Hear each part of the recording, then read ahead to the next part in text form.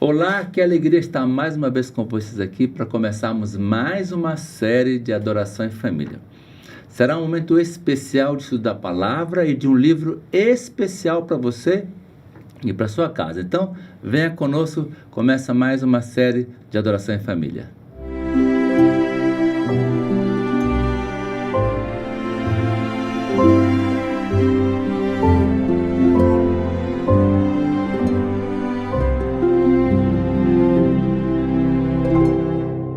Nesse ano, a série será muito especial porque trata de um tema muito relevante. Então, vamos estudar a Bíblia, como vocês sempre sabem, todo ano. A Bíblia é a nossa regra de fé, de conduta, é a nossa guardiã. Junto com a Bíblia, estudaremos o livro A Mais Linda História de Amor. Esse aqui é o livro, é a história da redenção, de uma forma sintetizada, trazendo para nós toda a história do plano da salvação, não só apenas para o mundo, mas para você, para sua casa e para sua família. Agora, escolhemos pessoas super, mega especiais para estar conosco, para compartilhar os 8 temas que teremos durante toda essa série. Pastor Hélio Carnassale, meu amigo, seja muito bem-vindo, pastor. Se apresente para nós, por gentileza. Muito obrigado, pastor Wallace, pelo convite. É uma alegria estar aqui, compondo a mesa do Adoração em Família. Eu trabalhei para a igreja 40 anos, 4 meses e 21 dias no meu ministério, Nossa! no meu ministério oficial. Mas continuo ministrando com muita alegria. Aqui na divisão foram os meus últimos 6 anos. Agradecido a Deus por esse privilégio, onde eu trabalhei nos departamentos de Espírito, Profecia e Liberdade Religiosa. Atualmente, já jubilado, moro com a minha esposa em Tatuí, a sede da Casa Publicadora, lá na cidade de Tatuí. Dona Vânia. Dona Vânia, minha esposa, enfermeira. E ao nosso lado mora a filha mais velha, a Joyce, com seu esposo e os 2 filhos, o Eduardo e o Henrique. E a filha caçula, a Paola, casada também, mora em Engenheiro Coelho. Então essa é a nossa família e é com muita alegria que nós estamos aqui revendo a divisão e participando de mais uma edição desse programa que eu aprecio muito, que é o Adoração em Família. Obrigado pelo convite, pastor Alas. Que alegria, eu estava pensando ontem, né? Eu disse, poxa, o pastor Hélio trabalhou no NASP, trabalhou na Superbom, na Casa Publicadora, foi orador da Voz da Profecia, né? Olha que coisa fantástica, né? E comportagem. E é meu amigo, né? Isso é uma coisa assim, muito especial, né? Deus me abençoou muito, me honrou muito com tudo aquilo que Ele me permitiu experimentar na igreja e na sua obra e continua me abençoando muito. Que bom, pastor Hélio. Muito obrigado por ter aceito o nosso convite. Obrigado conosco, pelo convite. Né? E junto com ele, para compor aqui a nossa mesa, pastor Josana Alves. Pastor, meu vizinho, Josana Alves, gente boa, um homem assim muito especial mesmo, até porque quando você mora perto do indivíduo, você sabe se ele de fato é o que ele parece ser. Pastor, muito obrigado por esse nosso convite. Obrigado, pastor. E se apresente, você e a sua família. Uma alegria também estar aqui com vocês, com 2 amigos queridos, homens que admiro muito, e uma alegria poder compartilhar durante essa semana temas tão relevantes. Eu sou pernambucano, nasci em Pernambuco, estou como pastor trabalhando há 23 anos e casado com Gleice há 21 anos e pai do Samuel e da Glenda. A Glenda está no colégio interno, Samuel está a caminho também de ir para o colégio, mas estão na adolescência ali, 15 e 16 anos, e são uma bênção, Deus tem me abençoado muito. E durante esse período trabalhei em vários distritos pastorais, sempre no Nordeste, e há 15 anos estou trabalhando na área de mordomia cristã, em algumas uniões, alguns campos, e agora na sede da igreja para a divisão sul-americana. E pastor Alas, né? Eu tive o privilégio de dividir o mesmo espaço com o pastor Josanã nos meus últimos anos aqui da divisão. É verdade, vocês trabalhavam na mesmo ambiente. No mesmo ambiente, então, eu fui abençoado com a presença dele ali, como meu vizinho de sala. Foi muito gostoso. Dividimos os serviços da mesma secretária, foi muito bom. Todo dia a Josana recebia um abraço, né? Todo dia um abraço, que é a marca do pastor Hélio. Queridos, o nosso tema é por demais relevante, eu sei que vocês amam esse tema, que conta toda a história do grande conflito, né? Todo o plano que Deus arquitetou para que o homem vivesse em plenitude e, ao mesmo tempo, um plano caso o homem decidisse não obedecer e confiar no plano do Senhor. Esse é o nosso tema de foco, esse é o nosso pano de fundo. Então, para a gente começar, eu vou pedir então para que o pastor Josanã então faça a oração, para a gente começar então o nosso estudo desse dia. Pastor Josanã, por favor. Vamos orar. Querido Deus, muito obrigado pelo privilégio de estudar a Tua Palavra e compartilhar nesse momento. Que tudo que vamos apresentar aqui ao longo da semana, que tudo que vamos apresentar em cada tema, seja uma bênção para a vida de cada pessoa que vai entrar em contato com esse Adoração em Família. Usa-nos, é o que te pedimos em nome de Jesus. Amém. Amém. Amém, Senhor. Como a gente falou aqui no começo, todo o nosso estudo ele tem que ser embasado, né, não num livro, né, mas no livro dos livros, que é a Palavra de Deus, a Santa Bíblia. Pastor Hélio, para a gente começar a nossa série, que verso você vai escolher, né, para dar o tom inicial da nossa conversa? Então, o verso vem do livro dos começos, Gênesis. Vamos lá então. Capítulo 1, verso 31, e avança pelo capítulo 2, verso 1, e diz assim: Viu Deus tudo quanto fizera, e eis que era muito bom. Assim foram acabados os céus e a terra e todo o seu exército. Esse texto é muito interessante porque ele coloca um selo de qualidade naquilo que Deus fez. Deus fez tudo muito bom, perfeito. Assim terminaram os céus e a terra, a obra da criação. O passo seguinte foi estabelecer o sábado como evento comemorativo, completando a semana da criação. Como nós vamos estudar um tema muito impressionante e forte, é importante que a gente tenha essa compreensão que Deus fez tudo muito bom, perfeito, da melhor qualidade possível. Nesse plano original de Deus, pastor Josanã, qual que era o sonho que ele tinha para nós? Para mim, para você, para nossa família, para Adão, qual era o plano que ele tinha? Qual era o sonho que ele tinha no coração? Era de dor, sofrimento? Como é que era esse negócio? A Bíblia deixa claro que Deus ele é perfeito e tudo que ele faz com perfeição. Uhum. Então, o guia de estudo dessa semana, ele apresenta várias citações que dizem que o plano de Deus era perfeição, era bondade, era liberdade, era felicidade eterna. E, na verdade, esse nunca deixou de ser o plano de Deus. Então, nós vamos estudar ao longo dos dias como o pecado entrou e tentou destruir isso, mas o plano de Deus ainda é esse. Deus não desistiu do seu plano de restaurar, de cuidar, de trazer felicidade. Então, o plano inicial de Deus, apesar de, por escolha humana, ter desviado do que era o original, mas Deus vai colocar em ordem. E essa é a grande esperança que nós temos. Olha que coisa interessante, né? Cada um de nós também tem sonho para nossa casa, nossa família. Pastor Hélio, pode ser que algumas pessoas que estão assistindo não tenham aí uma noção clara de algumas coisas. Eu queria assim pontuar, talvez de forma objetiva, mas quem era Lúcifer? A descrição de Lúcifer é assim impressionante. Era um ser criado e entre os anjos ele ocupou uma posição exaltada, uma posição de distinção. Ele servia na presença de Deus, porque há também uma hierarquia entre os anjos. Que interessante, hein? E Lúcifer, ele estava entre os poucos anjos que tinham acesso à presença de Deus. Então, muito marcante isso, muito impressionante. E ele exercia também uma liderança entre os anjos.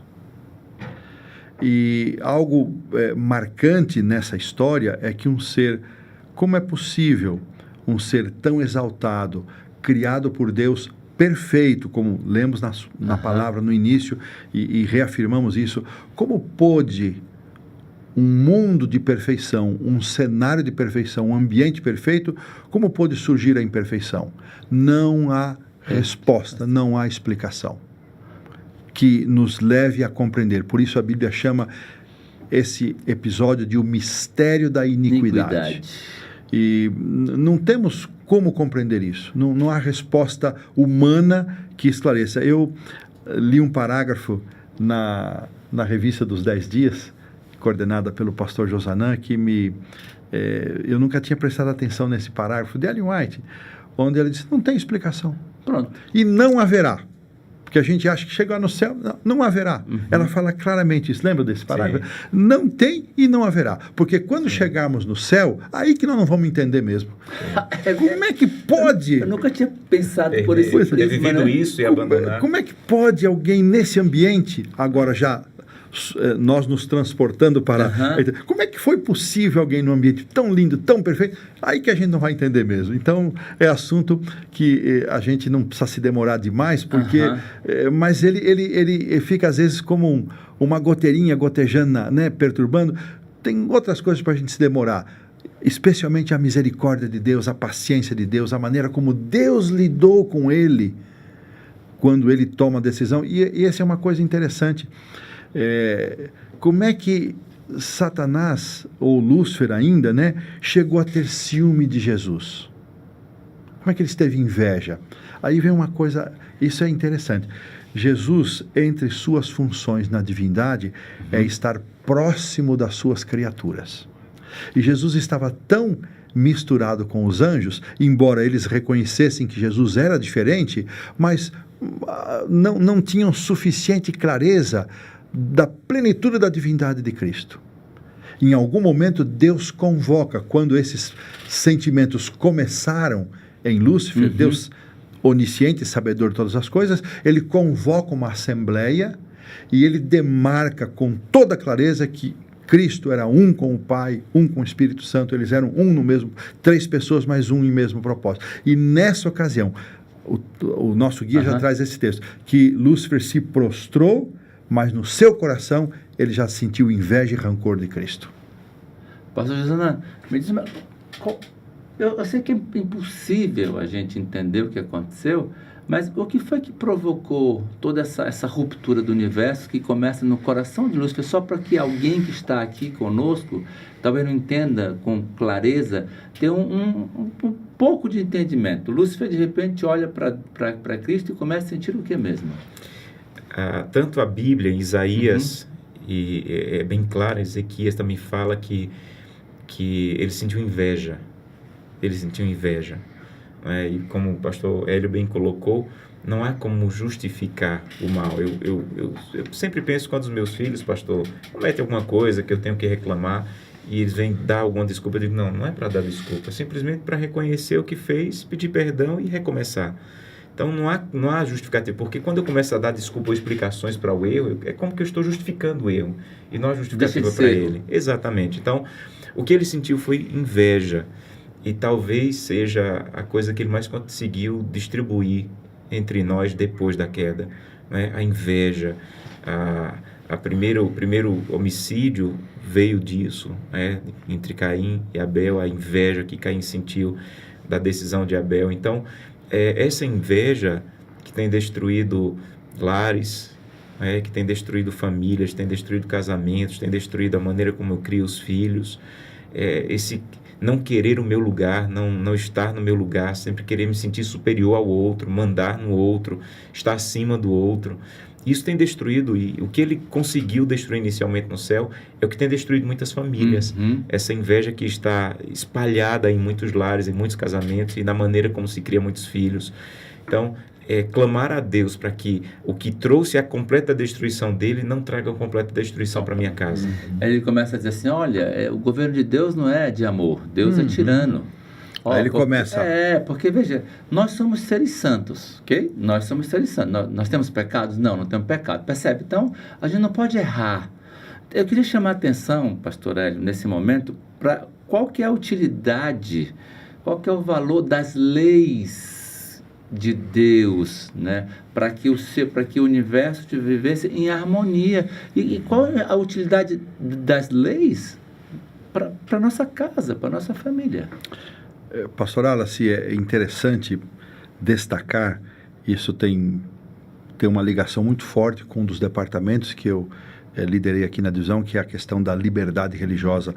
Ela se origina num Deus que é amor, e liberdade só pode vir num ambiente de amor.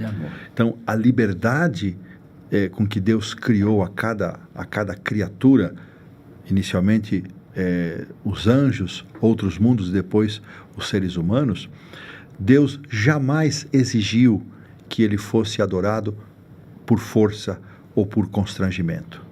Mas Lúcifer começou, como um amigo meu, pastor Wallace gosta de dizer, ele começou na miúda, né? Ele começou aí fazendo as rodinhas e disseminando que eles não tinham liberdade. Eles não tinham liberdade e que ele estava idealizando um governo que não teria leis. Uhum. Isso já vai chegando na sua pergunta. Aham. E ele foi ganhando adeptos. Agora, Deus sabia de tudo que estava acontecendo. E aqui é magistral esse aspecto, né? E depois nós vemos, fazer um parênteses aqui, aí nós vemos todo o desdobramento desse governo que ele quis implantar sem leis. Um governo de tristeza. Um desgoverno. Um desgoverno de tristeza, de sofrimento, de morte, de destruição. O mesmo se dá se aplicarmos para a nossa vida e para a nossa família. As leis de Deus, elas não são leis de proibição, são leis de proteção. A cerca, o muro, como se queira dizer, não é um impedimento, uma proibição para que você não vá para o outro espaço, para o outro lado, simplesmente por um capricho do Criador. É porque Deus sabe que conhece o fim desde o princípio, conhece as coisas como nós não conhecemos, que este é o melhor para nós. Então, por que não crer? Por que não aceitar? Por que não receber essa orientação? E a primeira lei do céu é a ordem. E casas bem ordenadas, onde Cristo está presente com amor, elas têm maior chance de criar filhos também obedientes. Mas isso não é garantia, a gente sabe, mas tem mais chance. Tem mais chance de produzir filhos que vão interferir positivamente na sociedade. Pastor, ainda falando sobre a queda de Lúcifer, é uma coisa que eu acho que muitas famílias precisam compreender. Eu vejo muitas pessoas, pastor Hélio, se culpando porque o filho saiu da igreja, porque o filho está dando trabalho. Muito relevante. Eu vejo esposas se culpando porque foi traída, ou esposos. E Lúcifer estava num ambiente perfeito, filho de um pai perfeito. Se havia um ambiente ideal para criar um filho, era onde Lúcifer foi criado por Deus. O exemplo perfeito. Exemplo perfeito, lugar perfeito. E ele tomou decisões. Apocalipse capítulo 12, verso 7, diz que houve peleja no céu por essa decisão que ele tomou. E o verso 9 diz que ele foi expulso. Então, em nenhum momento a Bíblia vai apresentar Deus pelos cantos, dizendo, olha, foi minha culpa. Ele tomou a decisão. Então, há muitas pessoas que, ao invés de lidar com a queda de um filho, estão trazendo tanta culpa que essa culpa atrapalha a possibilidade de ajudá-lo a voltar. De restaurar o casamento. E há tanta culpa em algumas esposas que foram traídas, trazendo para ela a culpa da escolha do esposo, da traição. Então, quando eu olho para essa história da queda de Lúcifer, eu vejo um pai perfeito, mas com um filho livre. Eu vejo que existem casamentos que tinham tudo para ser perfeitos ou muito bons, mas a liberdade ali, a pessoa escolheu usar a liberdade para traição. Então, não traga culpa que venha trazer remorso, dor e impossibilidade de trazer a restauração. Você sabe que outro dia uma pessoa me procurou assim, né, muito desesperada, porque o filho havia abandonado a igreja e ela se sentia culpada. Eu perguntei, irmã, me diz uma coisa, qual foi a culpa de Deus com Lúcifer? Pois é. Ela, mas pastor, Deus não errou e tal. Eu digo, irmã, não quer dizer que a senhora não errou, não sei como foi a sua vida, mas o seu filho tem liberdade, assim como o Lúcifer teve liberdade. Qual foi o erro de Deus com Adão e Eva? Nenhum. Então eu tenho que fazer o meu melhor, como Deus fez, mas o livre-arbítrio, não é? Deus dá a todos, porque senão não haverá amor. Outro dia uma pessoa, assim, já de uma certa idade, sabe, aquele homem duro, assim, né, tradicional e tal, e conhecendo a verdade, falou assim, não, porque se eu fosse Deus, eu teria feito a ditadura do amor, né? A ditadura do amor, quer dizer, você só faria coisas boas, seria uma beleza, né? Eu digo, seria uma beleza, mas se é uma ditadura onde as pessoas não teriam liberdade para decidir, não seria uma coisa boa. Ao ser expulso, porque o tempo já está ali, né? Ao ser expulso, Lúcifer, ele desiste, né? Não, Deus estava certo, está tudo certo. O que ele fez? Ele veio para cá fazer o quê? Pastor Dom Hélio, como eu chamo você, o tempo está estourado, mas eu queria dar um passinho para trás, bem rápido, que é o seguinte, me impressiona a descrição de que os próprios anjos que foram abordados e não concordavam com a proposta de Lúcifer, eles mesmos tentaram dissuadi-lo e dissuadir os anjos que estavam aderindo. E um outro detalhe, pastor Josué, esse eu não tinha percebido que na convocação porque essa guerra foi uma guerra ideológica, não houve armas, uma guerra ideológica, e no momento final Deus convoca uma assembleia onde cada anjo teve que pronunciar audivelmente a sua posição. Eu fiquei impressionado com isso. Eles tinham que dizer de que lado estariam. E Deus não mata Lúcifer, não elimina o mal, porque essa é outra possibilidade, justamente porque muitos desses anjos que já tinham abrigado a inveja, a maldade, a desconfiança no coração, eles recolheriam isso e o mal permaneceria. Não, está vendo? Deus, Lúcifer estava isso aí, certo. só daria razão. Então, e quando Satanás ele é expulso dos céus, então ele vai fazer planos para levar a sua proposta de governo para os mundos criados. Mas isso não era por um tempo indeterminado. Deus permitiu que ele tivesse acesso a esses mundos criados, depois a Terra, para oferecer a sua proposta. Nenhum mundo aceitou. E o nosso mundo a gente vai estudar no outro episódio. Mas que coisa interessante. E quando você olha acuradamente, detidamente, você percebe assim, que Deus primeiro fala a Lúcifer. Lúcifer, vem cá, filho. Eu sei que está acontecendo, assim, assado. Lúcifer fez assim, o seu coração fremiu, o livro fremiu, tremeu, né? E ele tomou o desejo no seu coração de fato, né, reconhecer e mudar de vida. Mas com o passar dos dias, né, a gente, às vezes, a decisão começa a caducar. E aí, nesse ponto que Deus chama todos, para que todos percebam que Deus sabe, Deus está no comando, e apesar disso, permite que cada um toma a sua decisão. Está vendo? Por que a adoração só a Cristo? Porque Ele é o Criador. E muitas vezes nós queremos a honra, mas não queremos pagar o preço, não é, de que está atrelado essa honra também. O que podemos fazer então? Vamos lá, para a gente terminar. O que podemos fazer para manter a nossa família, não é? Abrigada e protegida? Claro que cada filho, cada um terá a sua decisão, de tomar a sua decisão. O que podemos fazer para manter a nossa família mais saudável?